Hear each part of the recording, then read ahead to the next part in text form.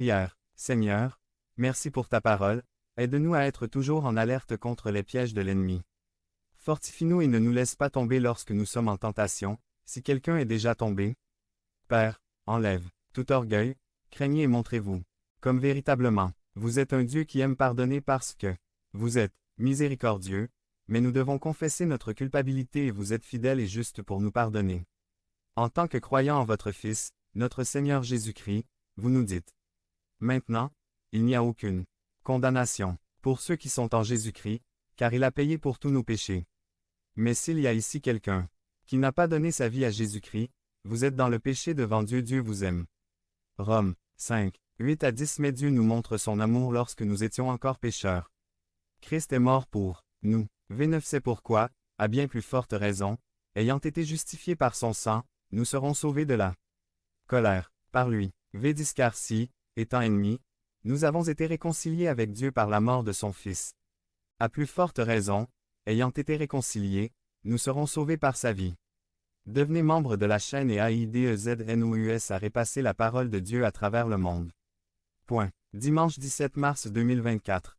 P4. Nous sommes bénis. Résumé. Nous avons de nombreuses bénédictions en Christ, mais il y a 3 bénédictions plus profondes que Paul voulait pour l'Église d'Éphèse. Par J. Sperling. Cette semaine, nous allons commencer une série qui nous emmènera dans la saison de Noël. La série sera en Éphésiens et s'appelle Notre identité en Christ. Il y a 6 chapitres dans Éphésiens et il y a 6 semaines. Avant décembre. Allez, ce matin, nous allons commencer par le chapitre 1. En lisant ce chapitre, j'ai rapidement réalisé quelque chose. En tant que chrétien, nous sommes bénis. Paul, l'auteur des Éphésiens, l'a expliqué clairement au verset 3 qui dit « Béni soit le Dieu et Père de notre Seigneur Jésus-Christ, qui nous a bénis de toute bénédiction spirituelle dans les lieux célestes en Christ. » Ainsi, en tant que chrétien, notre identité en Christ s'identifie comme suit. Nous sommes bénis. Paul continue dans le premier chapitre en écrivant longuement sur les bénédictions que nous recevons.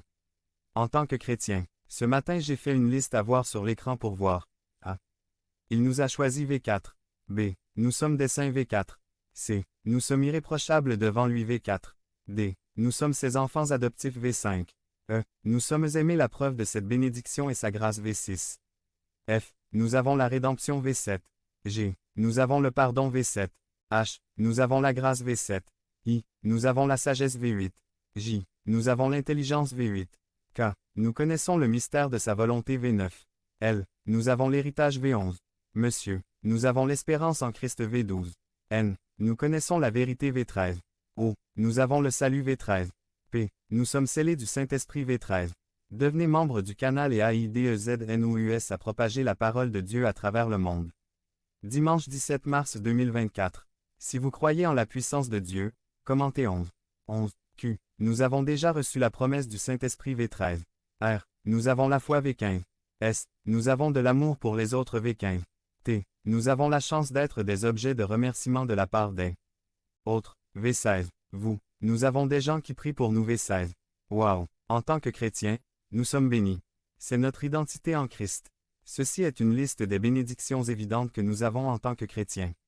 Je dis des bénédictions évidentes parce que je pense que vous ne serez pas surpris car vous connaissez déjà ces bénédictions. La connaissance est commune. Nous connaissons ces bénédictions parce que nous en parlons fréquemment dans l'Église. Je pense que l'Église d'Éphèse n'a pas non plus été surprise. C'est pourquoi Paul leur dit au verset 15.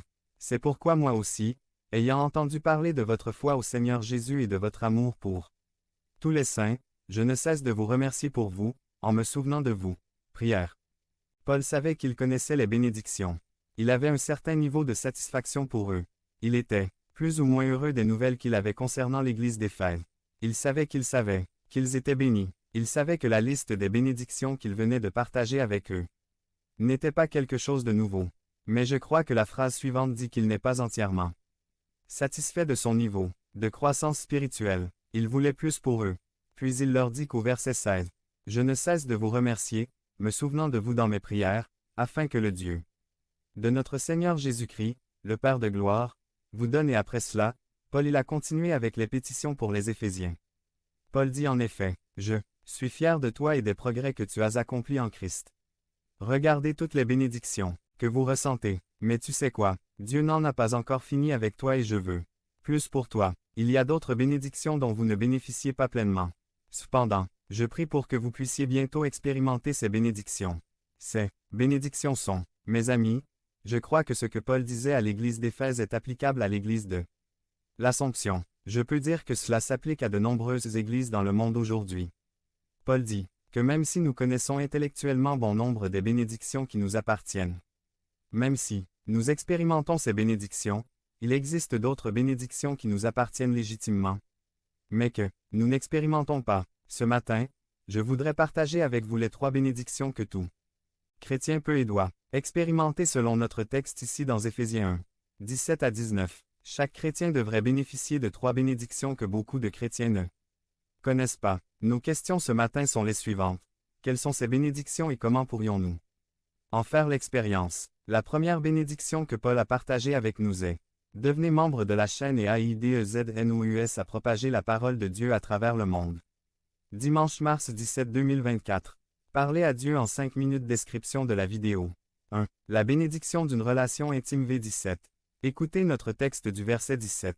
Afin que le Dieu de notre Seigneur Jésus-Christ, le Père de gloire, donne vous, esprit de sagesse et de révélation dans sa connaissance. Nous savons déjà, grâce au verset 8 et à notre liste, que nous possédons une sagesse et une intelligence abondantes. Point. Cependant, quand je crois que la sagesse et l'intelligence auxquelles Paul faisait référence ici, cela a une portée étroite car il fait référence au mystère de la volonté de Dieu. C'est la vérité que nous avons la sagesse concernant la volonté de Dieu. Nous savons que sa volonté est qu'il soit glorifié. Il est glorifié lorsque les perdus le connaissent. Il est glorifié lorsque nous témoignons de qui il est, afin que davantage de personnes le glorifient. C'est une part de sagesse et d'intelligence.